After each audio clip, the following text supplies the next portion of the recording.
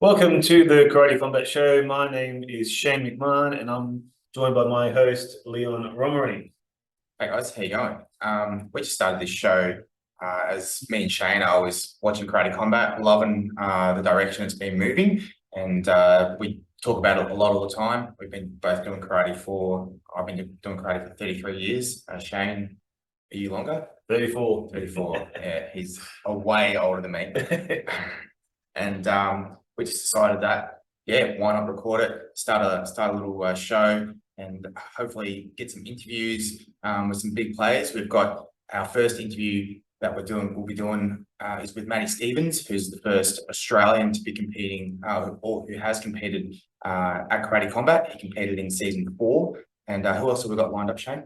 We've got Adam Kovacs, which is the current president and ex-WKF fighter as well. And we've got a few more guys coming on. We've got a gold belt, heavyweight gold belt fighter coming on. Yeah, he's the current gold belt, Josh Quayhagen. Yep. And so that should be interesting to get their perspective on what it's like to fight in the pit. I guess we can all understand what it's like when you look at something, but you don't really know what something is like until you've done it. So it's good to get their feedback about what they like or don't like about it. Yeah, I think a lot of when we are speaking, just you and I, we talk a lot about the differences between WKF competition and the Karate Combat, and how the strategies are kind of similar, but the techniques are different. The distance is different. Yeah, and I think the way that Karate Combat has evolved, obviously at the start, it's gone through a few seasons now. You could only do the straight punches, now you've got the hook punches, and obviously they're adding in the knees. So it takes a little while for athletes to change the way they fight, to adapt to the rules, and whoever adapts the first, quickest, gets the benefit. So it'll be interesting to get some athletes' perspectives on that and interview them about what they think about those rule changes. Yeah. Look, it's going to be great, and because we're both big fans of it, we'll be able to meet some of the athletes who maybe fanboy out of it as well. Yeah, it should be good. I mean, Shane, I was trying out these gloves. So Shane, for my 40th, got me these Karate Combat gloves, as well as the rashi and the pants, which was a nice present. Thanks, Shane. Yeah. And been using the rashi and the pants a fair bit in the last month or so, and that feels pretty good. I'm doing a bit of MMA. I've got my first fight coming up in November. So the rashi and the pants definitely feel great in training. The gloves I've only used a little bit, to be honest. So they feel really nice on. I'm a bit maybe skeptical about the rubber band, and time will tell whether that kind of elastic holds pretty well. I mean, it does have the extra leather around to keep it in, but that's a little bit different from the other MMA gloves I was using. But they definitely feel really nice, very soft in your hands, but they can still punch hard. So yeah, and it's leather as well. So it's actual leather. Leather, yeah. So and there's a lot more padding compared to your basic MMA glove as well. Yeah. Well, they're more like kind of the training MMA ones. Yeah. But they feel nice, a lot better than the lot more durable than the WKF ones. I also like the fact that it doesn't have the thumb, which kind of when we used to compete WKF, we didn't have the thumb. Some people like it, some people don't like it. I guess it depends on your fist. I always used to stuff the thumb underneath anyway. But I suppose the difference with finger is really nice. Yeah, and the difference in the WKF gloves compared to the Karate Combat ones is the WKF ones are designed to protect the person that you're punching, where these are to protect your wrist and hand and yourself rather than the other person. I know you've got the next size up. Like these are small, medium. I don't like being called small. I'm usually just medium. So, but yeah, no, they feel pretty good. We'll let you know later on in a couple of months whether they stand the time, whether they're a good buy. Yeah, like we're both new to Karate Combat, as in the training side of it. I've been watching it for a long time, but yeah. I mean, I like the fact that for myself, when I was like 18, 19, 20, I did Kyokushin for a while. normally I'm Goju is my I guess my base style. And doing those Kyokushin fights, you know, leg kicks are a big thing. And so having no leg kicks when you're sparring was a little bit of a change when I went to WKF. Obviously there's the head punches that Kyokushin doesn't have, but I think having the leg kicks, I think the rule set that Karate Combat is going towards is really good. Being able to hit them for 5 seconds on the ground, still allowing the double leg takedowns. Oh yeah, definitely. I was actually thinking last night, Cheyne, like, do you reckon, and maybe you guys can put this in the chat, who are listening to this, what your opinion is, but do you think, I mean, I love the way they've still got the karate pants, so still karate, and obviously the bare tops looks great for the camera, makes it like more of a fight, but there is a difference to having, as I know, going from, you know, WKF fighting to MMA now, where it's just a rashi. You can't grab the gi. You can't, you know, there is a difference to the throws you can do. Remember, it used to be with WKF before it got taken out as a rule that you could do those judo throws over the hip. It's much harder to do that without a gi.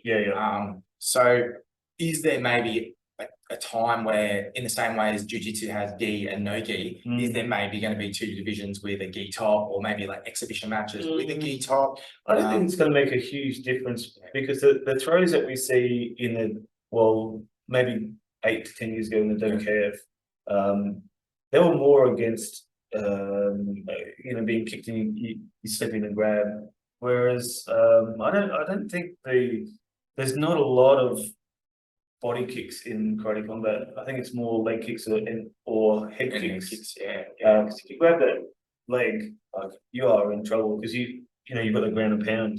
Whereas WKF doesn't have that. So yeah, it's true. I don't know. Maybe. I don't know. I just feel like with the gi, the gi changes things a lot. So it'll be interesting, and the athletes are changing around that. It's just a thought, you know, and also it makes it a bit more. We'll ask Matty. We'll ask Adam. We'll ask Adam. What he reckons. Because he's an ex-WKF fighter, so because definitely I reckon it would be interesting to see how the fighting would change with a gi on. You know, because you can definitely do different, not just the throws, but just the way you grab and punch. It's going to be constant having to rearrange your gi. Yeah, that's probably why they took it out. And if they, because if you watch judo or jiu-jitsu competitions, they're always continually putting the gi back on. So imagine having to keep tying the bow. I guess unless they made a special gi that was like, you know, I don't know, like elastic or something that keeps it. But we'll ask Adam Kovacs. That'd be a good question to ask him, why they went without the gi top. If it was, you know, to stop them fixing up the gi, or just so that people can show their chests, their bodies. So that's a big reason I wouldn't do it. Look, I personally, when I saw, so I stopped competing about 10 years ago, and if they had Karate Combat back then, I definitely would have been fine for it. I'm too long out of the game now to get back into it, and that's why I'm just doing some kind of amateur MMA things, because that's, you know, I want to try karate on a different scale. But like it'd be it's great to see like one of the other ex-WKF fighters that I used to fight with from South Australia. We'll be talking to him soon to see how he transitioned from WKF. He's done a bit of kickboxing, and then you know, going to the Karate Combat, and what he thinks. But I definitely think the rule set's really good, and the guys have done a great job with the pit. The pit is also great idea. I don't think everybody's using it as much as they could be. I mean, we're still only like 4 or 5 years into it. So and the production value is just it's also got better and better. So they've done a fantastic job. So looking forward to talking about the fights coming up and analysing them, and obviously interviewing a few important people and giving our own little analysis of the matches and particular fighters and stuff like that. So that'd be great, especially when we're comparing it to a WKF style competition, because there's a lot of WKF fighters, some current ones, and some ex.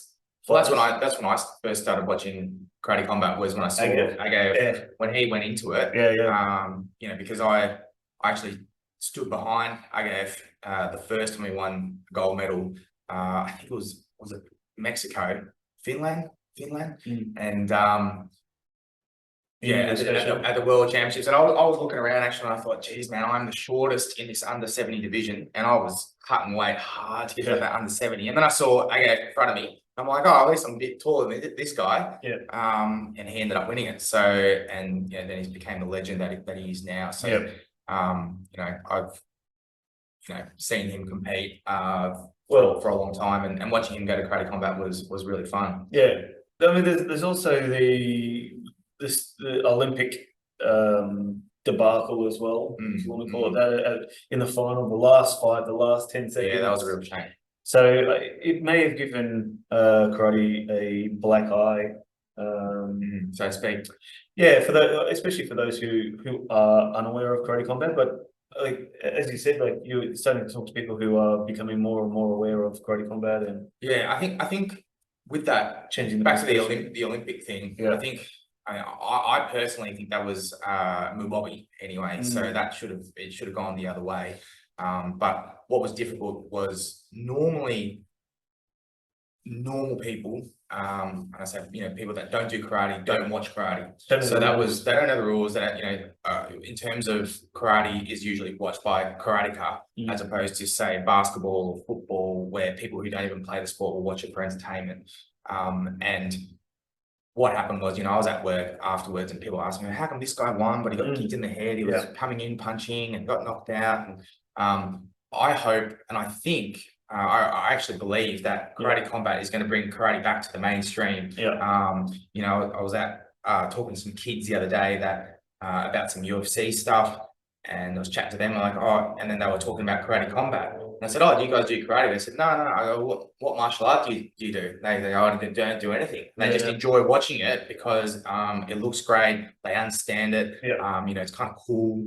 And well, the rules are easier to follow for karate combat than it is the WKF, because you've got to know the little nuances for the WKF style tournaments. And even with UFC, because there's no grappling on the ground. I mean, karate has grappling, like stand-up grappling, but not as much on the ground. And when you watch the UFC, if 90% of the fight is on the ground, unless you do jiu-jitsu, you don't really know what's going on. Unless you know those little nuances, and that's what happens a lot. Whereas a karate combat is more the striking. People don't understand that. They understand a hard hit. They understand getting knocked out. And they can and it's kind of like boxing. It's very easy to understand. But more exciting kicks than in UFC. Because these guys are the distance is longer. Where if you try those hook kicks, spin kicks in UFC, the distance is a little bit closer, and you'll get found out because the distance, I suppose, in the UFC is more Muay Thai distance, whereas karate, like guys like Machida and GSP and Wonder Boy, obviously have that longer distance. But dude, we should get Wonder Boy on. That we definitely should. You're a fanboy. I'm a big fanboy of Wonder Boy. So Wonder Boy, if you're listening, we'll hit you up. And you know, I was actually, when Matty Stevens, the Australian that we're going to talk to soon, when he was competing, and I saw, you know, Wonder Boy as part of it and commentating it, I was like, yes, let's do it. It's getting bigger and bigger. And I think that's the thing. It's getting bigger and bigger, and it's bringing karate back to a bit more mainstream, like it used to be in the 80s, 90s, where people would watch it, even if they weren't karateka. And so, well, I suppose that's where the WKF have sort of gone. It's the rules of everything changed to be an Olympic event, and we got to the Olympics, and then it wasn't a spectator friendly event. I think they did a lot of good rule changes for a while. I think around like 2010 the rules were really good. The 1, 2, 3 point. The 1, 2, 3 point. And instead of just having, you know, your Wazari and Ippon and kind of being on how good it was. So it was clear what the points were. You could still do your double-handed throws, you know, takedowns. I think there was a bit more contact back then. There wasn't the bodyguards. They kind of brought it in, I think, around 2010. Some of the ideas, I don't know if I like the Senchu. Senchu is good in some regards. I don't mind that. I don't mind that rule. Someone else was talking to me the other day. My mate was talking to me and was saying, you know, having that first to score win at the end if it was a draw. You know, sudden death, as they call it. That also adds in. It's quite interesting as well. Yeah, it's exciting. But yeah, obviously they're trying to get rid of the hunte. So and that's a good thing with karate combat is what I love is extra round. It's a draw. It's a draw. There's no vote. It's just like, okay, we'll do an extra round, and whoever wins this round wins it. And I think that's a great idea. Just having an extra round, whole round. Obviously it means athletes need to be super fit for that extra round, but hey, that's part of it. Well, when you go for the gold belt, it's 5 rounds. So I'm sure they all. I mean, we can ask. Geez, you wouldn't want to do 6 rounds. Well, we can ask questions. You know, like how do they train? Do they train 5 rounds, or you know, do they go into with that idea of 4 rounds, or but anyway, it's gonna be exciting. Plus, we'll get to know more about karate combat. Just like you guys, like, you know, we're not experts at all on karate combat. We're still learning. I mean, I haven't watched every single fight, or you know, and I don't know every single rule in and out.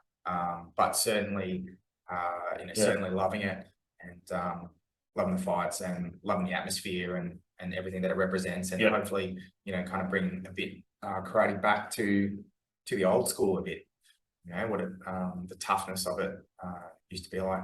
It'll be great. And like, there's no knock on those who don't do karate combat, because there's room for everyone. You know, not everybody wants to get punched in the face. So there is still the. You're a very traditional martial karateka. Yourself, like I was more sports orientated, but Cheyne here is you know, very traditional. He loves all that pressure point, joint locks. I'm my beer. That's right. So. But I mean, like, there's room for everything. Whether you want to just do kata, if you don't want to do competitions, you know, if you want to focus on just your own karate, like there is room for everyone. So not everybody loves karate combat, but not everybody loves boxing. Not everybody loves Muay Thai. Not everybody loves soccer. So but it is a nice niche that it's kind of found a good spot. Totally. I think it'll bring more people. I mean, more awareness of karate in general. You know, it's kind of like Cobra Kai. You know, some people. I mean, I love Cobra Kai, but obviously, is there things that I don't like about it? Yes, but you know, karate, like you said, every time there's a Cobra Kai season comes out, you know, people are knocking on the door to start karate. So, you know, the more that karate gets out there in any shape or form, whether it be through the Olympics, whether it be through karate combat, whether it be through Cobra Kai, just having that awareness in the public is a positive thing for all karateka. Definitely. The more people we get, the better karate is going to evolve anyway. So and there's more people watching karate combat than the WKF style, because it's easier to understand. It's just easier. So, and also everyone loves to see someone get knocked out, let's be honest. But you know, when there's a possibility of someone getting knocked out, becomes a bit of money on the line, so to speak. So should we wrap it up? Let's wrap it up, baby. All right, thanks for listening, guys, and look forward to our next episode where we're interviewing Matty Stevens, the Australian that competed at season 4, and he won his fight in extra time, or in the extra round. Oh, you may have just given a spoiler for those who haven't seen it. Go back and watch it. But everything is available on YouTube as well. But if you go to karate.com, they are actually tomorrow they're doing, which is our time, tomorrow they're releasing some massive giveaway. It's huge. So you better it's not 10 times. That's right. It's hard to move out. So check out karate.com for the Karate Combat website. Otherwise, you can find us on Instagram, Facebook. Just search for the Karate Combat Show. It's pretty easy. There's not much out there. As well as iTunes and Spotify, and our YouTube channel. We'll be everywhere. See you guys. Thanks, guys.